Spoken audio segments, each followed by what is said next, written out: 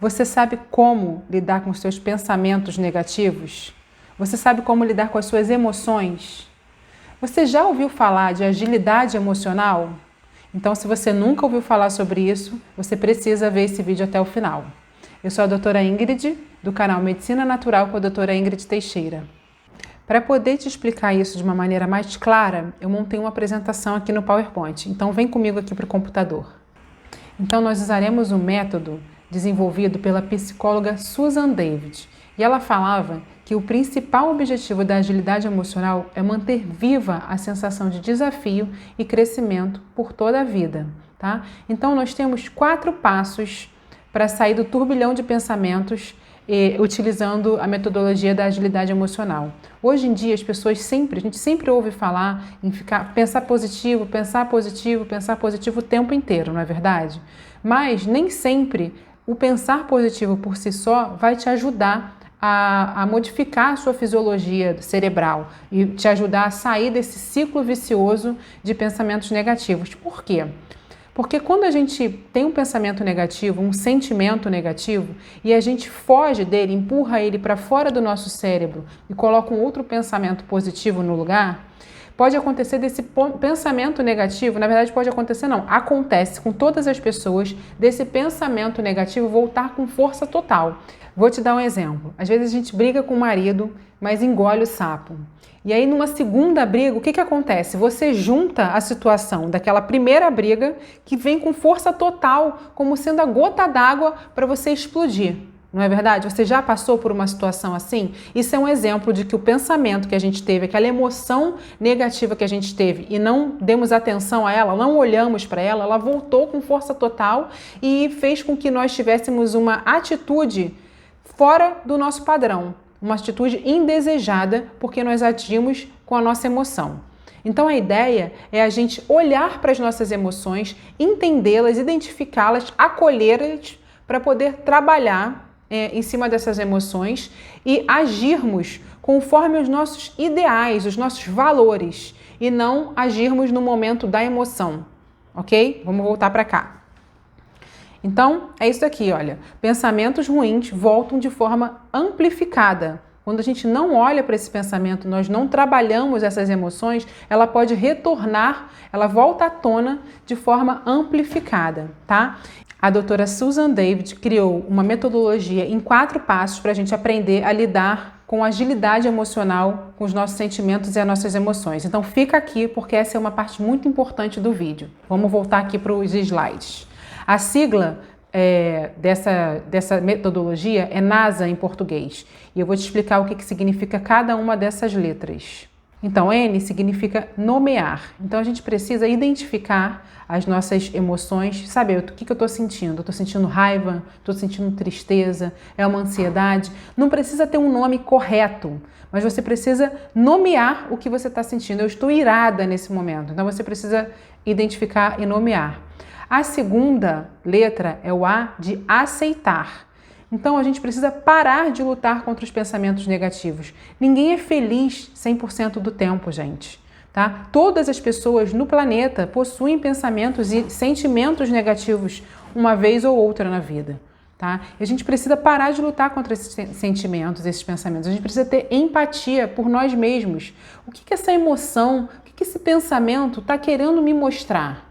E o S significa sair e observar de fora, pois nós não somos as peças do xadrez, nós somos o tabuleiro, né? Nós somos o todo. Nós não somos os nossos pensamentos nem os nossos sentimentos. Assim observamos o que gerou esta emoção, sem julgar e sem reagir no momento em que estamos tomados pela emoção. E a quarta etapa, o outro A, significa agir de acordo com os nossos valores. Buscar o que é importante na nossa vida, tá? Para nortear as nossas atitudes. Ainda ficou um pouco confuso, né? Mas vai melhorar logo, logo, tá? Na prática, o que nós devemos fazer na prática? Como que a gente lida com isso na prática? Existe uma distinção entre o que sentimos e como escolhemos agir. Como eu disse anteriormente, nós não somos os nossos pensamentos e as nossas emoções. Nós precisamos identificar, nós precisamos nomeá-las, né? Como foi dito no slide anterior. A gente precisa acolher essa emoção, saber por que ela está ali, né? E agir conforme os nossos valores, não agir guiado pela emoção, e sim de acordo com os nossos valores, o que é importante para nós, né? E aí, os valores, eles variam de pessoas para pessoas, tá? O que é importante para mim pode não ser importante para você. Então, é muito importante cada um ter os seus valores pré-definidos, tá? A agilidade emocional te ajuda a identificar as emoções e, ao mesmo tempo, te ajuda a escolher ações frente a esses sentimentos conturbados, de acordo com seus verdadeiros valores.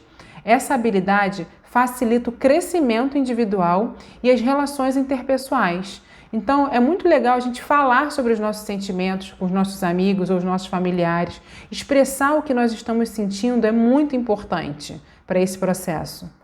Então, o que fazer na prática? Uma prática muito comum dentro do meu consultório, junto com os meus pacientes, é a manipulação, a confecção de cartas, tá? Nelas, a gente pode escrever carta para todas as pessoas, né? A gente pode escrever uma carta de acusação para o nosso marido, ou para o nosso pai, ou para a nossa mãe, para algum familiar que tenha gerado um sentimento ou uma emoção negativa. Geralmente, esse processo de manipulação das cartas, de confecção das cartas, é o seguinte: primeiro você faz uma carta de acusação, colocando tudo para fora, toda essa raiva, todo o seu sentimento que gerou aquela atitude do seu familiar ou do seu marido, daquela pessoa, alguém do seu trabalho, por exemplo. Você coloca todas as coisas ruins sobre aquela pessoa na carta. Depois você faz uma segunda carta, que é a carta da empatia. Eu entendo por que você tomou essa atitude, eu compreendo a sua atitude, você tenta ser empático, se colocar no lugar do outro para conseguir entender por que ele tomou aquela atitude. E uma terceira carta é a carta do perdão.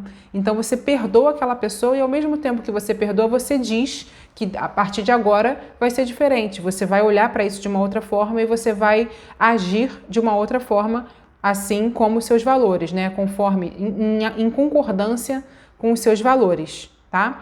E você também pode fazer uma carta para você mesmo. Eu gosto muito disso, de trabalhar com isso. A carta para a criança interior, por exemplo. Se você tem algum trauma que foi identificado, que surgiu lá na sua infância, você pode escrever uma carta para a sua criança interior, tá? Ou uma carta para si mesmo, sobre o sentimento e sobre 5 formas de resolver a situação de acordo com os seus valores. A gente também pode fazer cartas para os nossos ancestrais e colocar os sentimentos no papel ajuda a observarmos e compreendermos o que nós estamos sentindo, tá? E assim a gente consegue passar com maior facilidade pelos 4 pontos citados pela doutora Susan, tá? As cartas são importantes principalmente se a gente não consegue expressar verbalmente as nossas emoções ou quando não é possível falar para a pessoa que fez você ter aquela emoção, que desencadeou aquela emoção, o que você sente por ela, tá? Agora, uma coisa muito importante, tá? Não são as pessoas que perturbam a gente, somos nós que nos deixamos perturbar pelas pessoas, tá? Isso depende da nossa barreira seletiva. Em homeopatia a gente trabalha muito com o conceito de barreira seletiva, né? Então você pode ter uma parede muito grande onde aquela informação bate e volta, ou você pode ter uma parede cheia de buracos, onde aquela informação entra, né, penetra dentro do seu emocional, né? É como uma pessoa que te xinga no trânsito. Aquela pessoa que te xingou no trânsito, ela está xingando qualquer um que passe por ela. E não é uma atitude direcionada a você. O problema é dela. Você pode ou não se deixar influenciar pela atitude do outro. Tá? Isso também é um ponto bastante importante quando a gente está falando de inteligência emocional e de agilidade emocional. Então, outro ponto que deve ser trabalhado, que você deve sempre levar em consideração. Tudo que você faz na sua vida foi você que quis fazer. Você não pode jogar a responsabilidade. Eu tenho que trabalhar. Não, eu quero trabalhar porque eu quero ter dinheiro, porque eu quero crescer na minha empresa, tá? Então, a gente precisa trocar o eu tenho que fazer por eu quero fazer algo. Tá? Então aqui, ó, eu tenho que por eu quero, né? Todas as nossas atitudes são escolhidas de acordo com os nossos valores. Mais uma vez, é importante a gente ter uma lista de valores, é importante que você coloque esses valores num papel. Eu tenho que trabalhar. Não, eu quero trabalhar para crescer. Eu tenho que estudar. Não, eu quero estudar para ser mais preparado para a vida ou alguma coisa de acordo com os seus valores. Eu quero me exercitar por ter mais saúde, não é eu tenho que. Você não tem que nada. Você pode muito bem escolher não trabalhar, ficar na cama, depender de alguém. né? Então você quer, tá? Eu quero comer o que é saudável porque isso é importante para mim, ok? Então troque essas palavras, essas maneiras de se expressar. E o que você ganha com isso? O que você ganha investindo em você, na sua inteligência emocional e na sua agilidade emocional? As pessoas com mais agilidade emocional, elas têm uma melhor performance no trabalho e na vida como um todo, na própria vida pessoal, tá?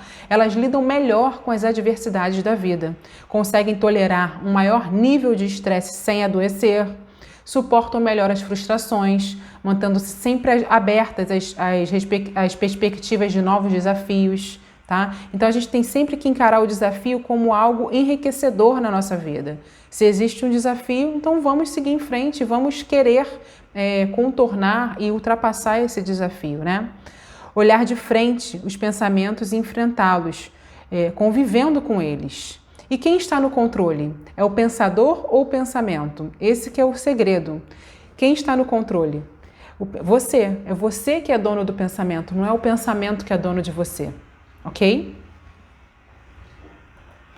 Então, faça a sua própria lista de valores que nortearão atitudes frente às adversidades da vida. Não há valor certo ou errado, há o que é mais importante para você. Tá? Aqui nos slides eu deixei alguns exemplos, ó, o desafio, né?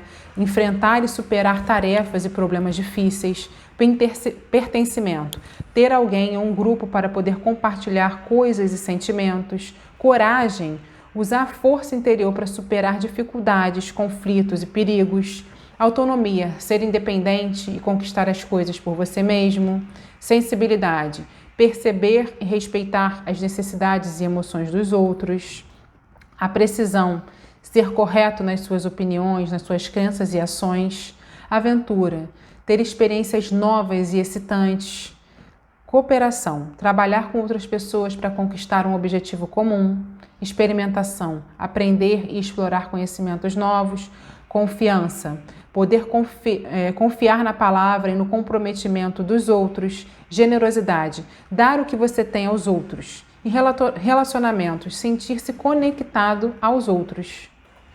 E a felicidade, né? A doutora Susan, ela fala que você não tem que estar sempre buscando a felicidade, que a felicidade virá quando você tiver uma vida de acordo com os seus valores, tá? Então, quando a gente vive de acordo com os nossos valores, a felicidade chega até a gente, né? Então, siga procurando o autoconhecimento e uma vida com valores, e assim a felicidade te encontrará. Procure ter empatia, procure ter autocompaixão e compreender a si próprio, aceitando seus pensamentos e emoções sem julgamento. Ninguém é feliz o tempo todo, lembra disso, tá? É normal a gente se sentir triste, é normal a gente ter raiva. A única coisa que a gente tem que saber é lidar com isso e não agir com as emoções à flor da pele, tá? É ter um controle dessas emoções, né? E as frustrações, gente, as frustrações, elas sempre têm que ser encaradas como uma oportunidade de crescimento. Quanto mais valores você tiver, mais fácil vai ser encontrar o seu caminho e a sua inteligência emocional. Gente, eu sou a Ingrid Teixeira, eu sou casada, sou mãe de 2 filhos, sou médica e sou pediatra. E o meu objetivo aqui é te ajudar a ter mais saúde de maneira natural.